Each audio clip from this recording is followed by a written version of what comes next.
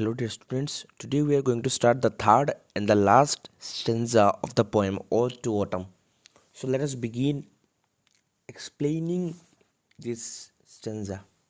Where are the songs of spring? Where are they? Think not of them, thou hast thy music too. While barred clouds bloom the soft dying day and touch the stubble plains with rosy hue. तो पहले line में poet ये कह रहे हैं कि where are the songs of spring. Where are the songs of spring का मतलब होता है कि poet autumn is asking that searching for the songs of spring, and it is telling that where are the songs of spring and where are they. Think not of them, thou hast thy music too. और poet अभी यहाँ पे कह रहे हैं कि तुम spring season के सॉन्ग्स के बारे में मत सोचो, तुम अपने बारे में सोचो क्योंकि तुम्हारे पास भी म्यूजिक है. You too have music. Why are you searching for the music of spring? And barred clouds bloom the soft dying day and touch the stubble plains with rosy hue. तो यहाँ पे इस लाइन में पोएट कह रहे हैं कि एंड व्हाइल बैरेड क्लाउड्स का बैरेड का मतलब होता है blocked. While barred clouds bloom the soft dying day. Bloom का मतलब होता है ग्रो करना, ठीक है. तो पोएट यहाँ पे कह रहे हैं कि व्हाइल बैरेड क्लाउड्स, जो ब्लॉक्ड क्लाउड्स है, जो ऑटम सीजन के क्लाउड्स के वजह से जो सनलाइट ब्लॉक्ड से, उस ब्लॉक्ड सनलाइट्स के वजह से, उस ब्लॉक्ड क्लाउड्स के वजह से जो दिन है वो जो सॉफ्ट डाइंग डे है. सॉफ्ट डाइंग डे मतलब ऑटम सीजन में क्या होता है, पेड़ अपना पत्तियाँ गिरा देते हैं और ये जो सिनारी होता है नेचर का वो कुछ डाइंग जैसा होता है. तो क्या होता है, वो जो क्लाउड्स की वजह से जो ब्लॉक्ड सनलाइट होते हैं, कुछ हिस्से का सनलाइट नहीं गिरता है, कुछ हिस्से का गिरता है. तो जो हिस्से का सनलाइट गिरता है वो क्या करता है, नेचर को ब्लूम करता है, ठीक है. And touch the stable plains with rosy who.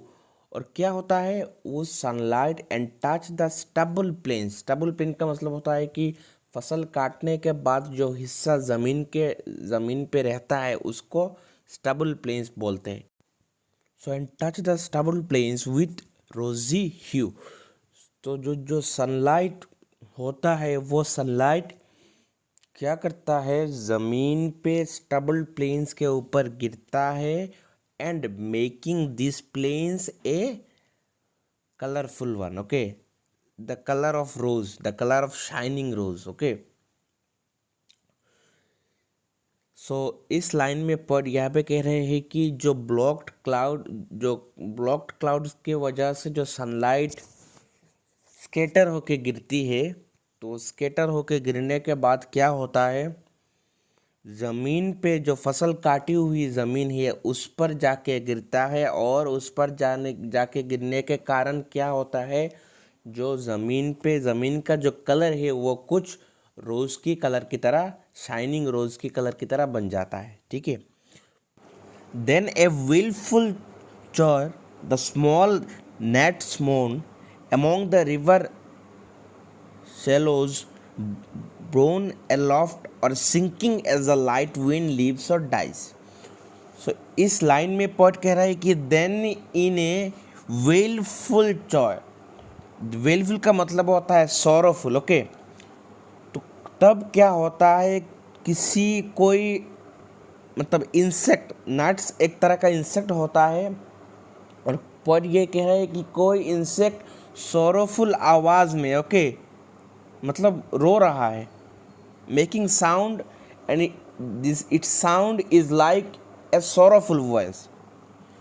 Among the river shallows blown aloft or sinking as the light wind leaves or dies among the river shallows. river shallows का मतलब होता है जो पानी में से जो पेड़ उठते हैं. Okay, we find trees, those trees that comes out from the water, इसको shallows बोलते हैं. और river का जो shallows होता है उस ट्रीज के ऊपर वो बैठती है और आवाज़ निकालती है. And it sound and the sound of this insects are produced in such a way that it looks like the wind is moving sometimes slowly and sometimes very speedily. Okay, so overall the poet in these two lines he is trying to say that there is an insect called nuts, gnats. वो insect, he is in a sorrowful voice, he is making sound. And where is making sound? On the river shallows. river shallows का मतलब होता है क्या? जो trees पानी में से उठते हैं. Okay, and the sound of this moaning is produced in such a way that it looks like that the wind is blowing sometimes very heavily and sometimes in a very gentle way. Okay, and full grown lambs loud bleat from hilly brown. And full grown lambs, do you know what is lamb? lamb is a kind of animal. Okay, so lamb क्या करते हैं? And full grown lamps जो full grown है वो loud ब्लीट from हिली brown का मतलब होता है स्मॉल स्ट्रीम. ओके, तो वो फुल ग्रोन जो लैम्स होते हैं वो हिली एरियाज में से जो स्ट्रीम आते हैं उस स्ट्रीम के पास से वो चिल्लाते हैं. ओके, हैज क्रिकेट सिंग, तो क्रिकेट एक तरह का इंसेक्ट है, तो वो कह रहे हैं कि क्रिकेट भी गाना गाते हैं. Okay, this insects also sing. And now with treble soft, the redbreast whistles from a garden croft and gathering swallows twitter in the skies. दोस्तों, रेडब्रेस्ट और swallows ये दोनों एक तरह का बर्ड है. Okay, so redbreast they also whistles का मतलब होता है वो साउंड निकालना, साउंड प्रोड्यूस करना, वो भी आवाज़ें निकालते हैं from a garden croft. Garden croft का मतलब होता है from a garden, from a farm garden. Okay, and gathering swallows, और स्वॉलो का झुंड एक इकट्ठा मिलके ट्विटर इन द स्काईज में आवाज़ें निकालते हैं. So dear students, this is the end of this poem. I hope you all have understood this poem. If you still have any doubt, any problem, you can ask me. You can call me. You have my number. And you do one thing, you write all the word meanings those you have in your exercise book. Thank you, dear students.